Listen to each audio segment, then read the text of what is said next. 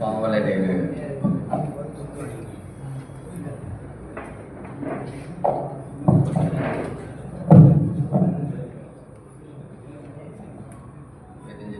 ஐயா அவருடைய எழுத்தாக்கங்களை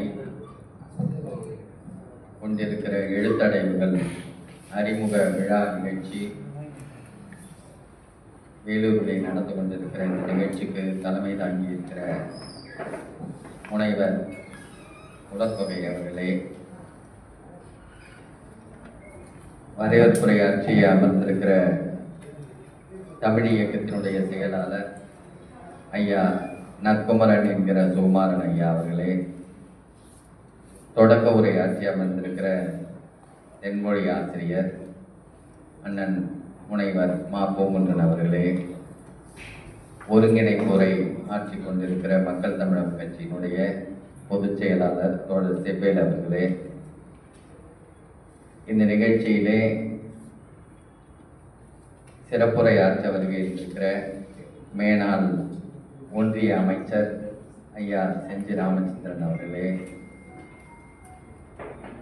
சிறப்புரை ஆற்ற வருகின்ற மார்க்சிய பெரியாரிய பொதுவுடைமை கட்சியினுடைய தோழர் தா குப்பன் அவர்களே, உதவும் உள்ளங்கள் ஆசிரியர் ஐயா சந்திரசேகரன் அவர்களே, ஐந்தனை மக்கள் இயக்கத்தினுடைய தோழர் காஞ்சி அமுதன் அவர்களே, வேலூர் கம்பன் கழகத்தினுடைய தலைவரும் இந்த அரங்கத்தின் பொறுப்பாளரும் ஆகிய ஐயா சோலைநாதன் அவர்களே, கலைஞர் கண் மருத்துவமனையினுடைய மருத்துவர் ஐயா முகமது சையத் அவர்களே, விடுதலை சிறுத்தைகள் கட்சியினுடைய மாவட்ட செயலாளர் தோழர் பிலிப் அவர்களே, முன்னிலை ஏற்று நூல்களை பெற்று சிறப்பு செய்வதற்காக வந்திருக்கிற சான்றோர் பெருமக்களே, முன்னிலை ஏற்கும் உறவோர்களாக வருகை இருக்கிற தோழர்களே, நம்முடைய தமிழேந்தி ஐயாவுடைய அருமை மகனாரும் அவருடைய செயல்பாடுகளிலே தொடர்ந்து ஈடுபடுவதற்காக வந்திருக்கிற தோழர் பாவேந்தன் அவர்களே, நற்குமரன் அவர்களே, வருகை இருந்திருக்கிற சான்றோர் பெருமக்களே, நன்றியுரையாற்ற வந்திருக்கிற தோழர் நற்செயல் அவர்களே, அனைவருக்கும் வணக்கத்தை தெரிவிக்கிறேன். மிக பெரும் முயற்சியோடு இந்த நிகழ்வு நடந்து கொண்டிருக்கிறது. இருந்தாலும் பல்வேறு நிகழ்வுகளின் காரணத்தினால பலரும் வருகை தர இயலாது குறித்து தெரிவித்திருப்பதனால் அவர்கள் வர இயலாததற்கு வருத்தம் தெரிவித்துக் கொள்கிறோம். நம்முடைய ஐயா வேந்தர் வேலூர் தொழில்நுட்ப பல்கலைக்கழகத்தினுடைய வேந்தர் ஐயா விஸ்வநாதன் அவர்களும் வர இயலவில்லை. கடந்த ஜனவரி மாதம் 5ஆம் நாள் நிகழ்ச்சியிலையும் அவர் பங்கு பெற முடியாத சூழலில் ஏற்பட்டதுனால மீண்டும் இங்கே வந்து கட்டாயம் பங்கேற்பாருங்கிற எதிர்பார்ப்போடு தான் இந்த நிகழ்ச்சி அமைக்கப்பட்டது. இப்பொழுதும் ஒரு நெருக்கடியான சூழலினால வர இயலவில்லை என்று அவருடைய அறிவிப்பும் வருத்தத்தை தெரிவிக்கிறது. நம்முடைய திராவிடர் விடுதலை கழகத்தினுடைய தோழர் விடுதலை ராஜேந்திரன் அவர்களும் உடல்நலம் கருதி வர இயலவில்லை. மூத்த வழக்கறிஞர் உயர்நீதிமன்றத்தினுடைய தோழர் வழக்கறிஞர் அசீதா அவர்களும் வர இயலவில்லை. மற்றபடி வருகை இந்த அனைவருக்கும் வணக்கத்தையும் நன்றியும் கூறுகின்றோம். எழுத்தடைவுகளுடைய தேவையும் பாவலரேறு ஐயா அவர்கள் நினைவு கூறுகிற தகுந்த நிலையில் அவருடைய செயற்பாடுகளுடைய விரிவு குறித்தும் மிக விரிவாக தலைமை உரையும் அதனுடைய தொடக்க உரையும் ஆற்றி அமர்ந்திருக்கிற திரு குணத்தொகை அவர்களும் அண்ணன் பூங்குன்றன் அவர்களும் விரிவாக எடுத்துரைத்திருக்கிறார்கள். அதனால் அந்த முயற்சிகள் குறித்தான செய்திகளை கடந்து சிலவற்றை நாம் சொல்ல வேண்டியிருக்கிறது. அம்மா மல்லிகா செஞ்சியார் அவர்கள் ஐயா அவர்களுடைய விளக்கத்தின் அடிப்படையில் செஞ்சியார் ஐயா மிக அவருடைய பல்வேறு அரசியல் நிலைப்பாடுகளில் இருந்தாலும் அடிப்படையில் தமிழ் இனத்திற்காகவும் தமிழ் தேசிய உணர்வோடு தொடர்ந்து அந்த செயல்பாடுகளிலும் ஆதரவாகவும் இருந்து செயல்பட்டவர் என்பது அனைவருக்கும் தெரிந்தது.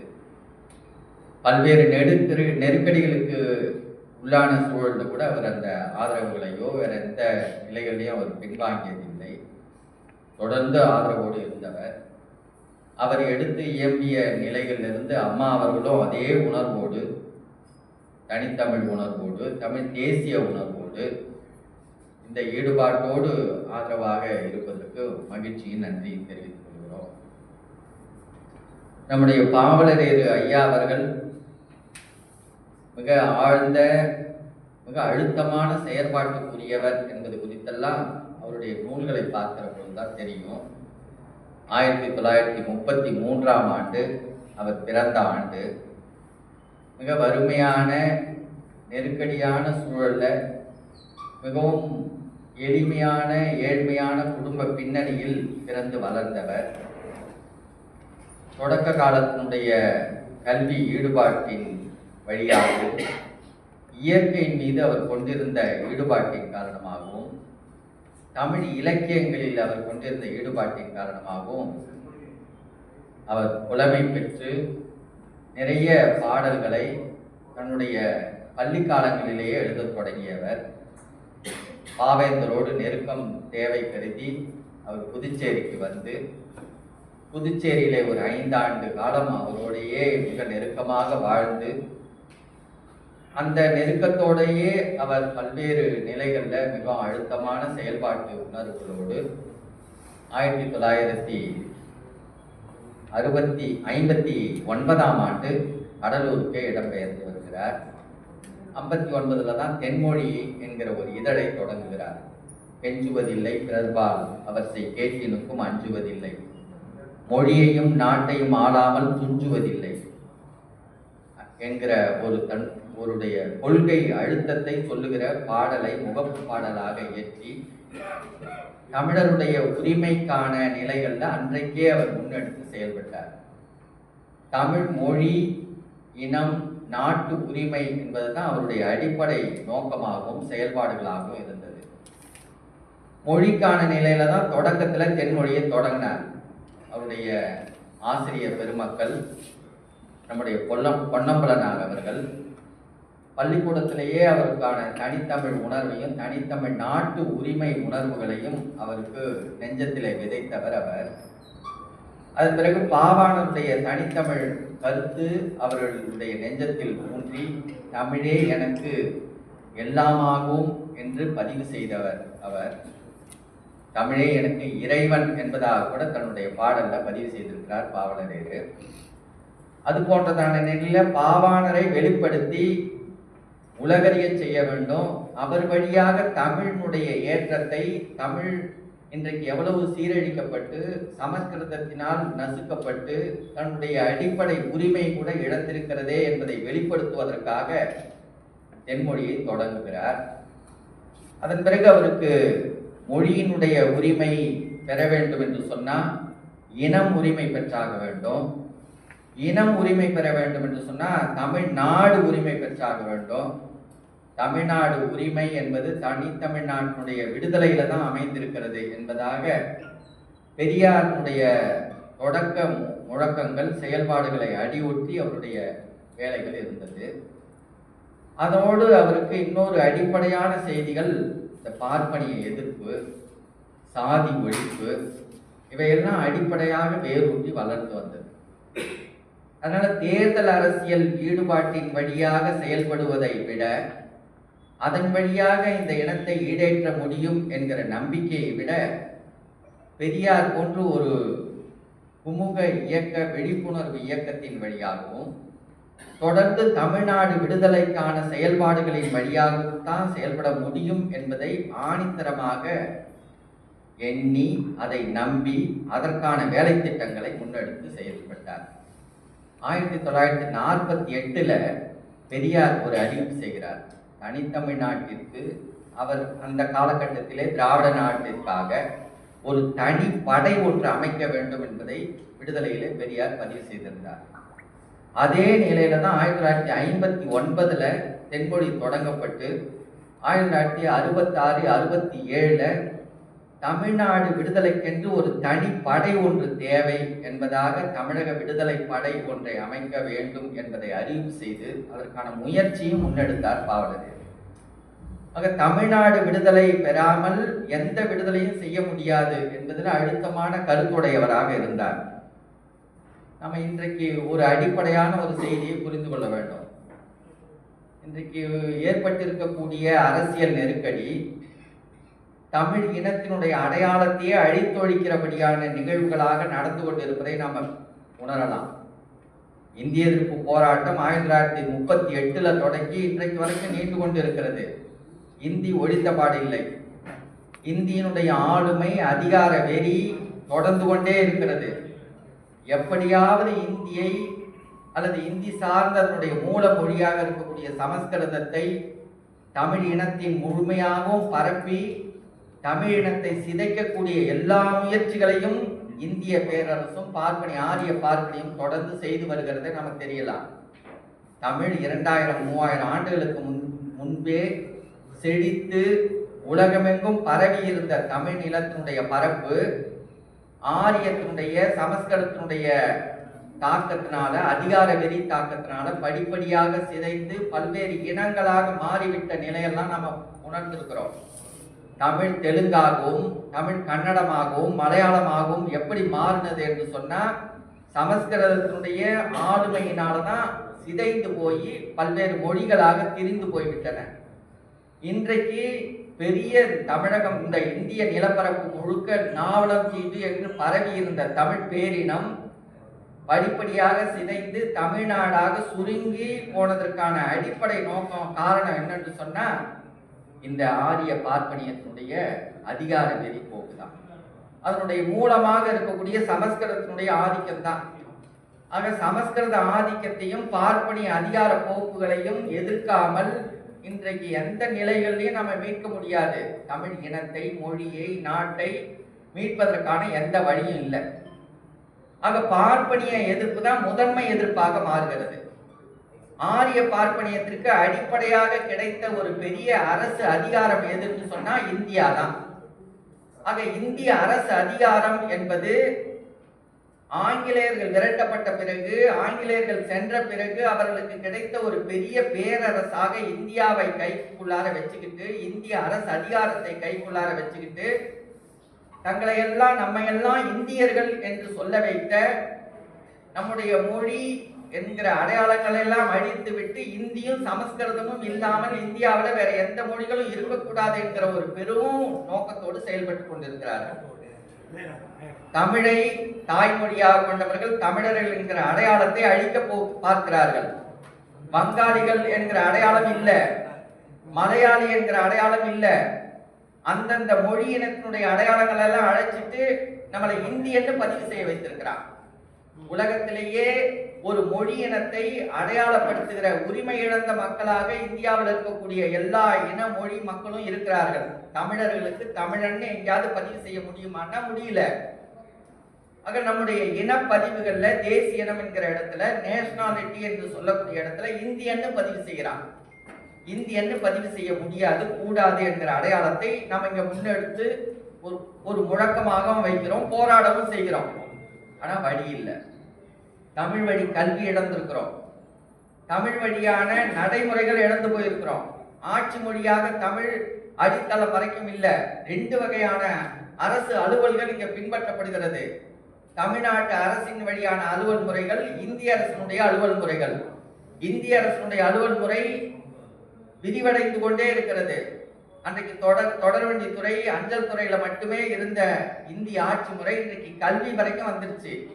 கல்வித்துறையில பாகுபாடு. மாநில அரசுடைய பட்டியலில் இருக்கக்கூடிய கல்வி நிலையங்கள், இந்திய அரசினுடைய நேரடி கட்டுப்பாட்டில் இருக்கக்கூடிய கல்வி நிறுவனங்கள், பன்னாட்டு நிறுவனங்களுடைய கட்டுப்பாட்டில் இருக்கக்கூடிய கல்வி நிறுவனங்கள். ஆக இந்த இந்திய அரசினுடைய கட்டுப்பாட்டில் இருக்கக்கூடிய கல்வி நிறுவனங்கள் 1970களில் தொடங்கப்பட்ட கல்வி நிறுவனங்கள் சிபிஎஸ்இனுடைய பாடத்திட்டத்துல இன்னைக்கு 600க்கும் 700க்கும் மேற்பட்ட கல்விக்கூடங்கள் சிபிஎஸ்இ பாடத்திட்டத்துல இயங்குகிறது. லட்சக்கணக்கான மாணவர்கள் அதுல போய் சேர்றாங்க. ஏன்னா அதுல சேர்ந்தாதான் வேலை வாய்ப்பு என்கிற நிலை உருவாக்கப்பட்டிருக்கிறது. படிப்படியாக மாநில உரிமைகள் நசுக்கப்படுகிறது. யார் யாரெல்லாம் பார்ப்பனியத்தை எதிர்த்தார்களோ அவர்களெல்லாம் நசுக்கப்படுகிறார்கள், அழிக்கப்படுகிறார்கள். அண்மையில இந்த 4 மாதத்துல நடந்த ஒரு முதன்மையான நிகழ்ச்சியை நீங்க தெரிந்து கொள்ளணும். அமிர்தசரஸ்ல கடந்த ஆண்டு டிசம்பர் மாதம் அம்பேத்கருடைய சிலை உடைக்கப்பட்டிருக்கிறது. யாரும் கண்டனம் தெரிவிக்கல, பெருவாரியான செய்தித்தாள்கள்ல வரல. மாயாவதி உத்தரப்பிரதேசத்துல இருந்து கடுமையான கண்டனத்தை அறிவிச்சு இதுக்கெல்லாம் காரணம் ஆம் ஆத்மி கட்சி தான் அப்படின்னு ஒரு புரட்டலை செய்தாங்க. ஒரு வேடிக்கை என்னன்னு சொன்னா, அமிர்தசரஸ்ல உடைக்கப்பட்ட அம்பேத்கருடைய சிலைக்கு அடுத்த கிழமைக்குள்ளேயே உத்தரப்பிரதேசத்துல இதுவரைக்கும் 13 சிலைகள் உடைக்கப்பட்டிருக்கிறது. அம்பேத்கருடைய சிலைகள். எங்கேயாவது இந்தியாவில் எழுச்சி நடந்திருக்குதா?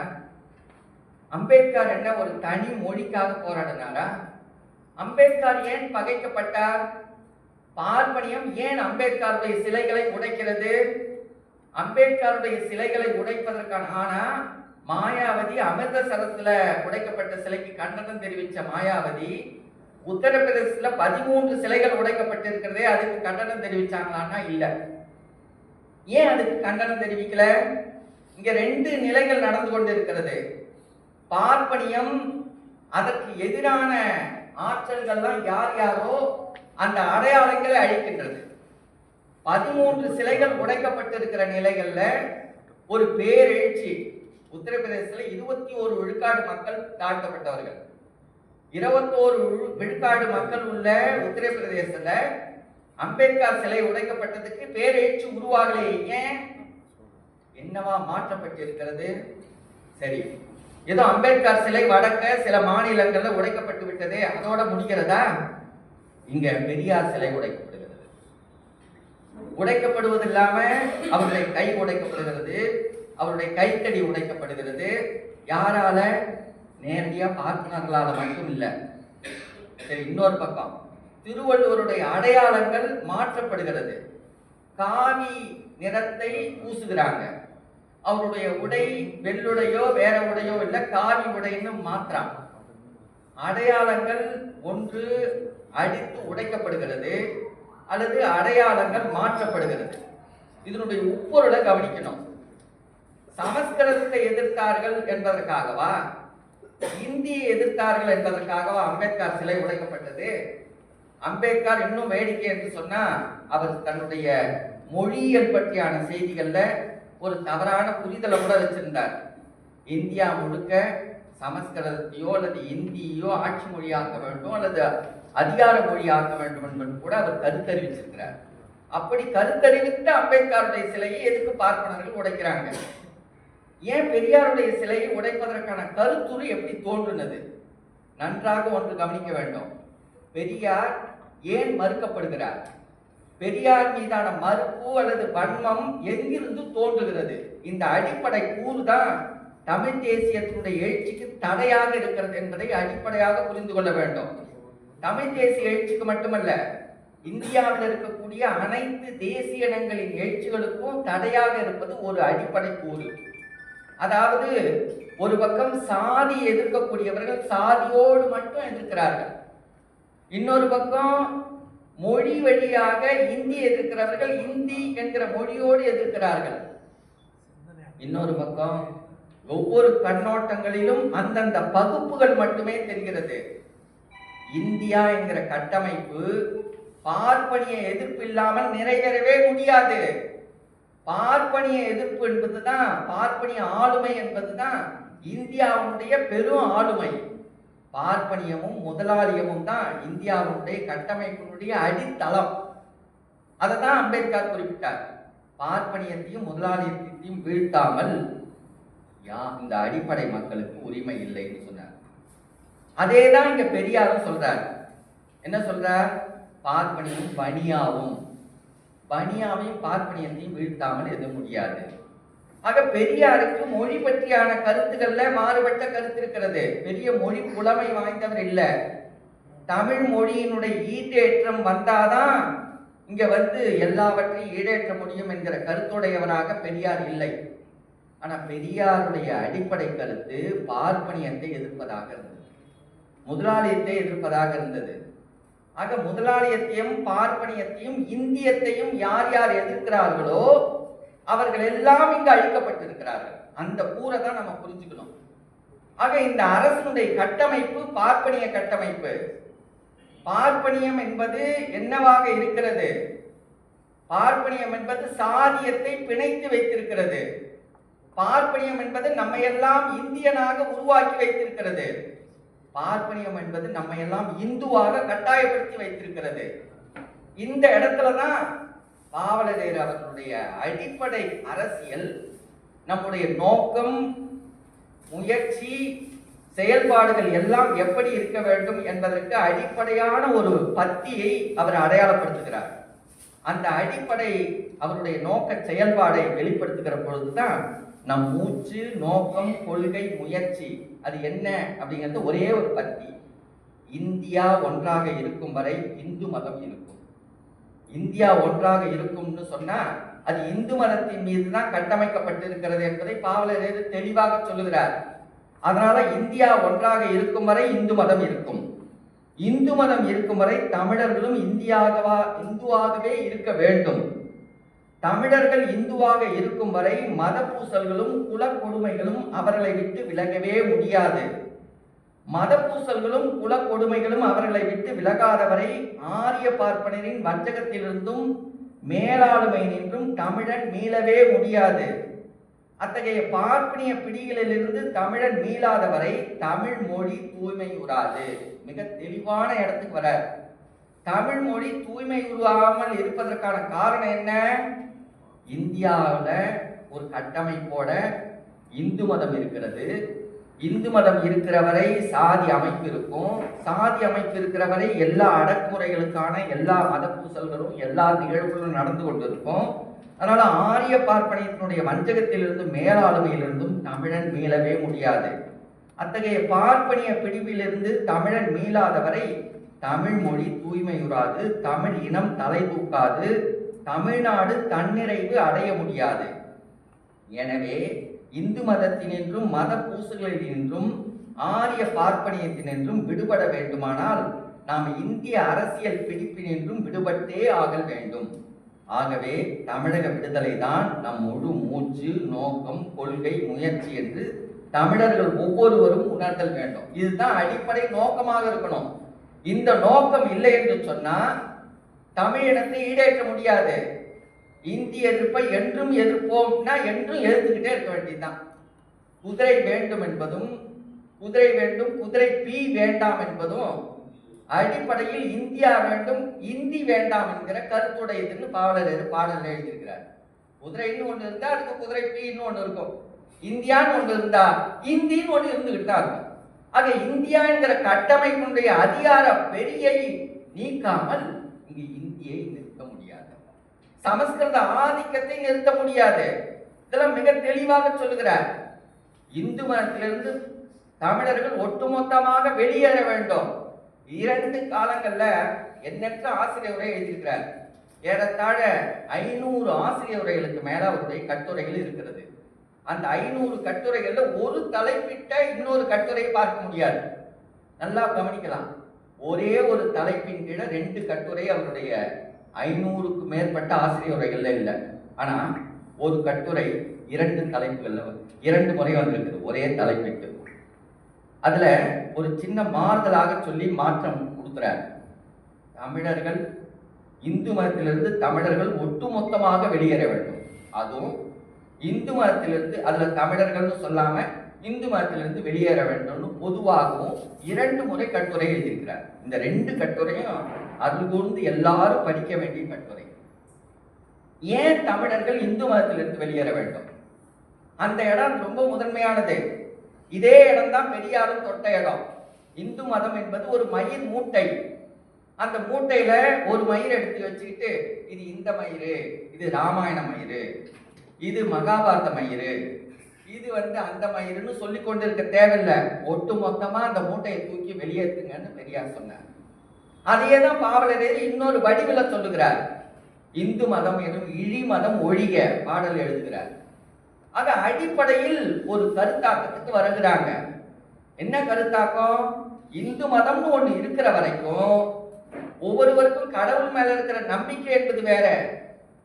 ஆனா கடவுள் நம்பிக்கை இருப்பதாலே ஒருவன் மதத்தோடு இருக்க வேண்டும் என்கிற கட்டாயம் இல்லை.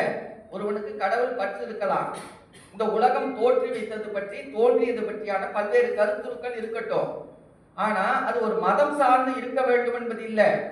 ஒரு மாந்தன் பிறந்த உடனேயே எப்படி சாதியின் முத்திரை குத்தப்படுகிறதோ இங்க தமிழ்நாட்டிலேயோ அல்லது இந்தியாவிலேயோ, அதுபோல மதத்தின் முத்திரையை குத்த வேண்டும் என்பது இல்லை. மதமற்ற கருத்தாக்கம் உடையவர்கள் தான் நாமெல்லாம். ஆனா மதமற்ற கருத்துடைய நிலைகள்ல என்னென்ன வேலைகள் இருக்கிறது என்பதை பற்றி தெளிவாக வேண்டும் என்பதை மிக விரிவாகவும் அழுத்தமாக குறிப்பிட்டார். ஆக பார்ப்பனியத்தினுடைய பிடிமானம் எதில் இருக்கிறது அப்படின்னா இந்து மதத்தில் இருக்கிறது, சாதியில் இருக்கிறது, அதனுடைய பார்ப்பனிய கட்டமைப்புல இருக்குது. ஆனா அந்த கட்டமைப்பை அசைக்கிற முயற்சிகள்ல தான் பெரியார் இருந்தார். அந்த இடத்துலதான் பெரியாரோடு இணங்குகிறார். பெரியாரோட பல முரண்கள் பாவலருக்கு உண்டு. மொழி பற்றியான நிலைகள்ல, மற்ற பல்வேறு வேறுபட்ட நிலைப்பாடுகள்ல மிக கடுமையாக கூட சாடி எழுதுறார். ஆனா அடிப்படை இடத்தை பிடிச்சு வச்சிருக்கிறாரே பெரியார், அந்த இடம் தேவை. அப்ப அந்த இடத்திலிருந்து பாவலரேனுடைய கண்ணோட்டத்துல நாம புரிந்து கொள்ள வேண்டிய இடம் இன்றைக்கு சூழல்ல ஒன்றை நாம தெரிந்து கொள்ளணும். என்ன அப்படின்னா, பெரியார் இன்றைக்கு சிலரால் மறுக்கப்படுகிறார். பெரியார்னாலதான் எல்லா இழிவுகளும், பெரியாரை எப்படியாவது இழிவுபடுத்த வேண்டும், பெரியாரை எப்படியாவது தூக்கி எறிய வேண்டும் அப்படிங்கிற ஒரு நிலைப்பாட்டுக்கு சில கட்சி தலைவர்கள், இன்னும் குறிப்பாக சொல்ல வேண்டும் என்று சொன்னால், நாம் தமிழர்கள் என்று தன் கைகளை தன்னுடைய உணர்வுகளை ஓங்கி கைதூக்கி சொல்லிக் கொண்டிருக்கக்கூடிய கட்சிக்காரர்கள், குறிப்பாக அதனுடைய தலைவர், அவர் என்ன பண்றாரு? பெரியாரை இழிவுபடுத்துகிற வேலையை செய்கிறார். பெரியாரை இழிவுபடுத்துகிற அடிப்படை வேலையில ஏன் இழிவுபடுத்துறீங்க? அது யாருக்கு ஊக்கமானது? பெரியார் என்ன காரணம்? மறுக்கப்படுவதற்கு 2 காரணத்தை அவங்க முன்மொழிகிறாங்க. ஒன்று, பெரியார் தமிழை இழிவுபடுத்தினார். 2வது, பெரியார் கன்னடர், அவர் தமிழர் இல்லை. இதான் 2 காரணம், அடிப்படை காரணம். என்ன காரணத்துக்காக இவங்க பெரியாரை மறுக்கிறாங்க அப்படின்னு நம்ம பார்க்க வேண்டிய தேவை உருவாகுது. அப்ப அந்த பார்வைக்கு என்ன தேவை? பெரியார் என்ன தவறு செய்துட்டார்? பெரியார் தமிழ்நாடு விடுதலைக்காக நின்னது தவறா? எண்ணற்ற முறை சிறை சென்றது தவறா? அவர் பெரும் பணம் படைத்தவர், நல்ல செல்வாக்கோடு வாழ்ந்தவர். தன்னுடைய தொடக்க காலத்துல அவருக்கும் பல பண்பு குறைவான நிகழ்வுகள் நடந்திருக்குது. அதெல்லாம் தூக்கி எரிஞ்சிட்டு தான் இந்த தமிழ் இன உணர்வுக்கு, தமிழ்நாட்டு உரிமை உணர்வுக்கு வந்ததன் பிறகு அவர் ஏதாவது சீரழிவு நிலைகள்ல ஈடுபட்டாரா? என்ன அளவுல தன்னுடைய வாழ்க்கையை முழுக்க இந்த கொள்கைக்காகவே ஈடுபட்டாரு? எதற்காக? ஆக பெரியாரை கன்னடர் என்று மறுக்கிறவர்கள் தான் அம்பேத்கரை மராட்டியர் என்று தூக்கி எறிகிறாங்க. மார்க்ஸை ஒரு ஜெர்மானியர் தமிழருக்கு தேவையா என்கிற கேள்வி எழுப்புறாங்க. இங்க அடிப்படையில் நாம் ஒன்று தெரிந்து கொள்ளணும்.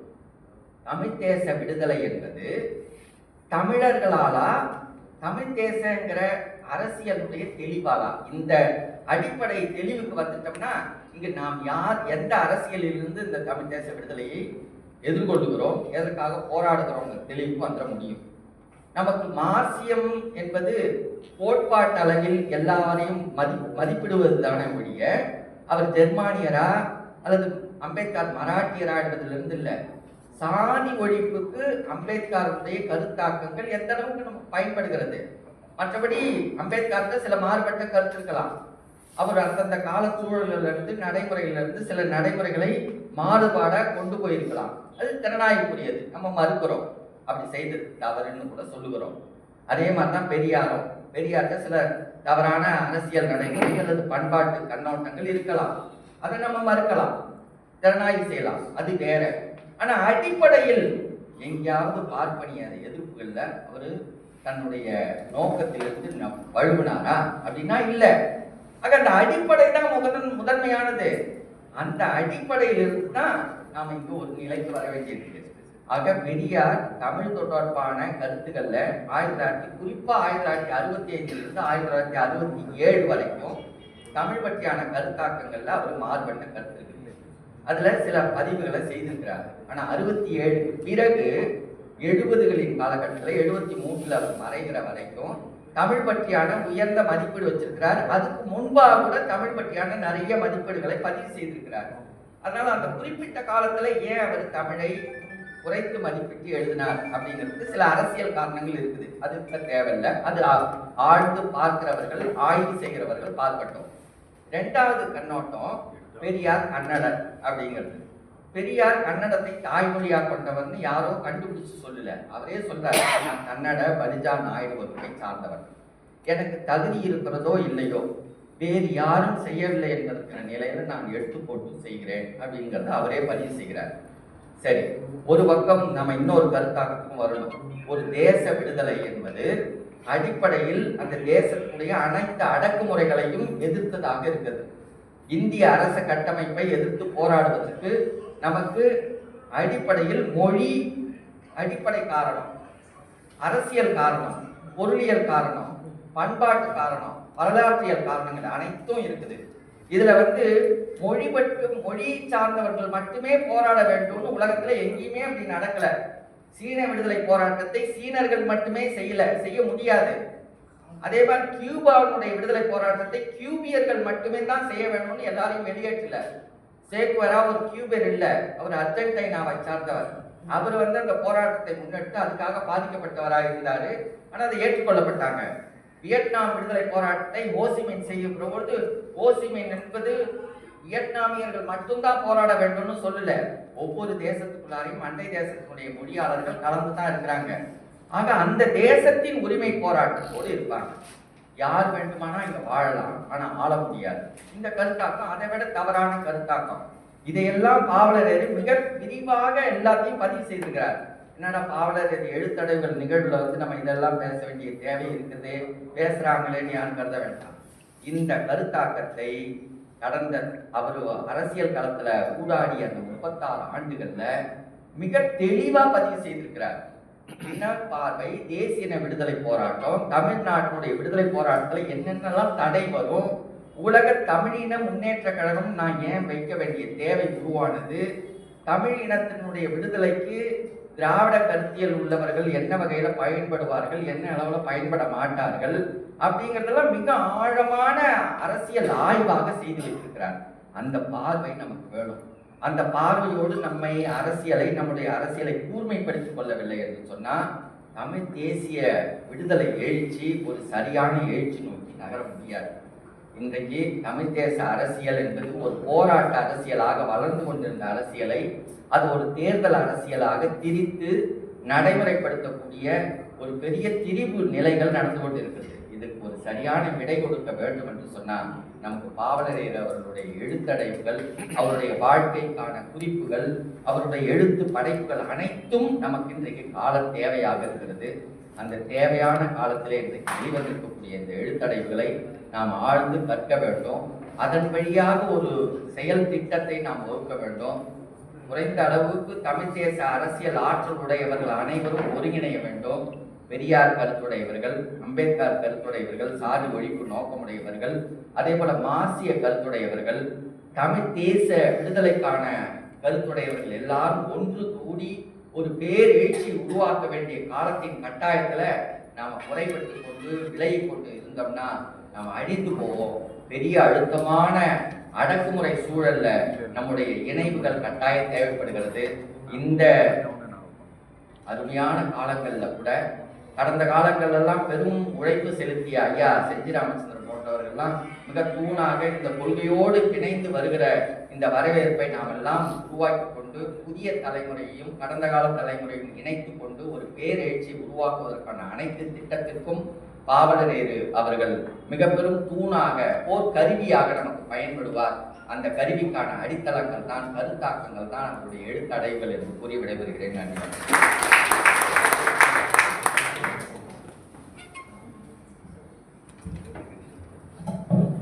தோழர் பொழியன் அவர்களுக்கு நெஞ்சம் நிறைந்த நன்றியினை தெரிவித்துக் கொள்கின்றோம். நம்முடைய விழாவின் விருந்தினர்களுக்கு சால்வை அணிவித்து மரியாதை செய்கின்ற நிகழ்வு. நமது சிறப்பு விருந்தினர் ஐயா செஞ்சியார் அவர்களுக்கு தோழர் பொழியன் அவர்கள் சால்வை அணிவித்து மரியாதை செய்வார்கள்.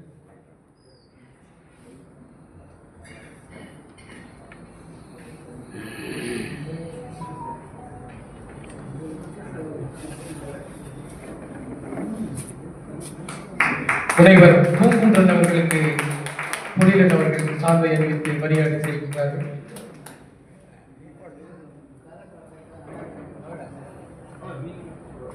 திருமதி செஞ்சியார் அவர்களுக்கு சால்வை அணிவித்து மரியாதை செய்யப்படுகிறது.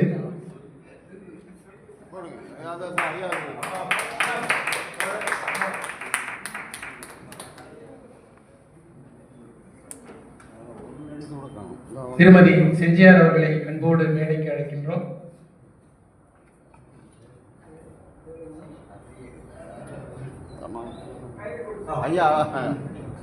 நன்றி.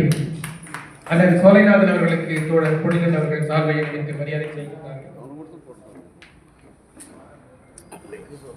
ரோட்டரி முன்னாள் ஆளுநர் ஆடிட்டர் பாண்டியன் அவர்களுக்கு தோழர் பொழிலன் அவர்கள் சால்வை அணிவித்து மரியாதை செய்கின்றார்கள். தொடர்ந்து மருத்துவர் முகமது செய்யி அவர்களுக்கு தோழர் பொழிலன் அவர்கள் சால்வை அணிவித்து மரியாதை செய்கின்றார்கள். தொடர்ந்து மார்க்சிய பெரியாரிய பொதுவுடைமை கட்சியின் தலைமை குழு உறுப்பினர் தோழர் சா குப்பன் அவர்களுக்கு தோழர் பொழிலன் அவர்கள் சால்வை அணிவித்து மரியாதை செய்கின்றார்கள். தொடர்ந்து உதவும் உள்ளங்கள் இயக்குனர் சந்திரசேகரன் ஐயா அவர்களுக்கு தோழர் பொழிலன் அவர்கள் சால்வை அணிவித்து மரியாதை செய்கின்றார்கள். இந்த நிகழ்வுக்கு பேருதவியாக இருந்த அன்பு தோழர் நற்றேவன் அவர்களுக்கு தோழர் பொழிலன் அவர்கள் சால்வை அணிவித்து மரியாதை செய்வார்கள்.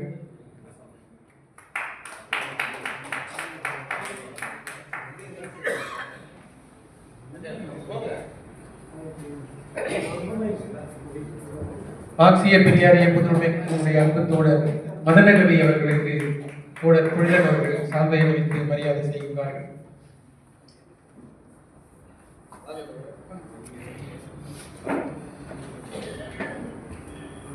நிகழ்வினை நெறியாழ்வை செய்து கொண்டிருக்கின்ற அன்பு தோழர் செவ்வேல் அவர்களுக்கு தோழர் பொழிலன் அவர்கள் சால்வை அணிவித்து மரியாதை செய்கிறார். தோழர் காஞ்சி அமுதன் அவர்களுக்கு தோழர் பொழிலன் அவர்கள் சால்வை அணிவித்து மரியாதை செய்வார்கள்.